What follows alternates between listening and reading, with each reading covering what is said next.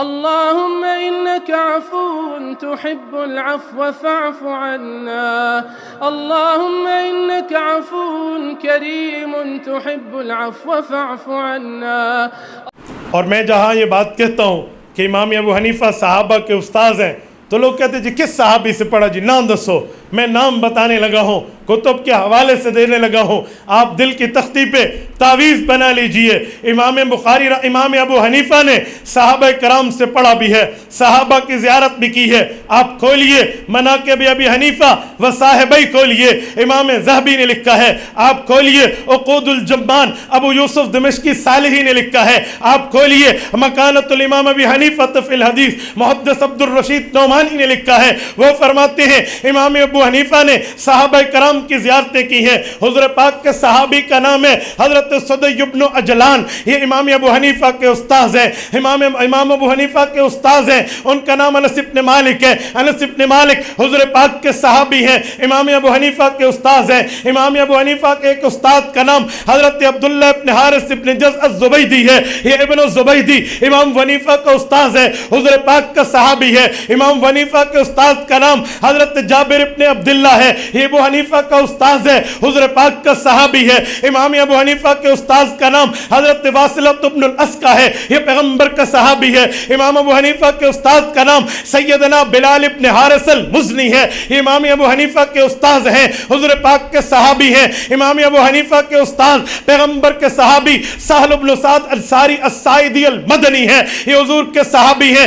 امام ابو حنیفہ کے استاذ ہیں. امام ابو حنیفہ کے استاد کا نام ابو طفیل عامر بن واصلہ ہے, یہ حضور پاک کے صحابی ہیں. امام ابو حنیفہ کے استاذ ہیں. امام ابو حنیفہ کے استاذ کا نام سیدنا عبداللہ بن ابی حبیبہ ہے, یہ امام ابو حنیفہ کے استاذ ہیں, رسول اللہ کے صحابی ہیں. امام ابو حنیفہ کے استاذ کا نام سیدہ عائشہ بنت حجرت ہے, یہ حضور کی صحابیہ ہیں, امام صاحب کی استاذ ہیں. میرے امام نے صحابہ کرام سے پڑھا ہے اور صحابہ سے سمجھا ہے. اس نے جو نماز کے مسئلے لکھ کے دیے ہیں, ایسا نہیں ہو سکتا کہ وہ نماز حدیث کے خلاف ہو, ایسا نہیں ہو سکتا کہ وہ نماز حضور پاک کے دین کے خلاف ہو.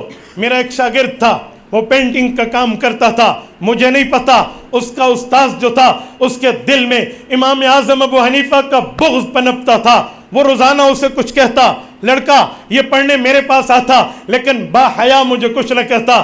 ایک دن بڑا پریشان, میں نے کہا بیٹا آپ کے چہرے پر پریشانی کے آثار ہیں, کوئی بات ہے؟ کہتے ہیں جی ہاں استاد جی, روز مجھے میرا استاد پینٹنگ تو سکھاتا ہے لیکن کہتا ہے اپنے مولوی سے جا کر پوچھا, یہ نماز ابو حنیفہ کی پڑھتا ہے, نماز حنفی, اور یہ کلمہ حضور پاک کا پڑھتا ہے. اس سے پوچھ جب کلمہ حضور کا پڑھتا ہے تو نماز حضور سے کیوں نہیں لیتا, نماز ابو حنیفہ سے کیوں لیتے ہو؟ ہمارے گھروں میں ہے یا نہیں ہے نماز حنفی؟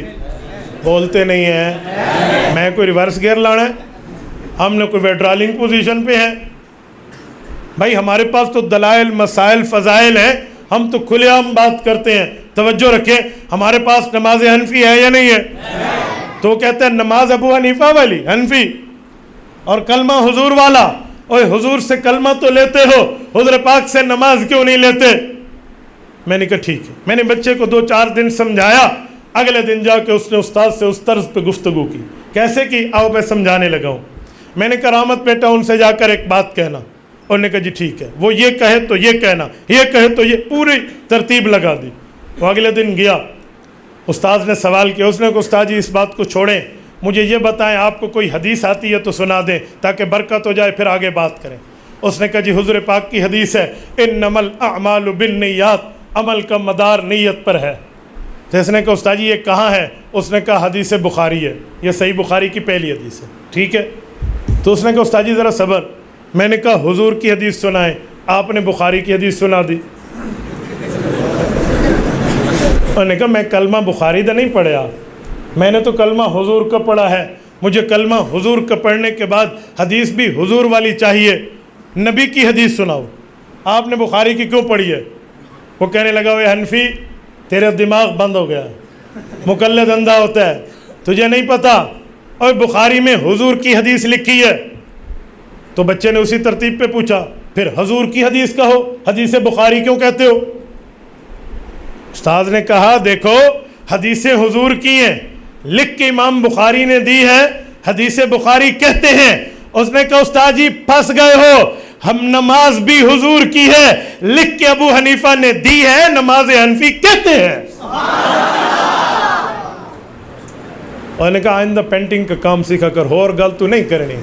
الان کما کان الان جئت بالحق. آپ انزل الناس منازلہم پر آ گئے نا, اپنی حیثیت پہ اتر آئے.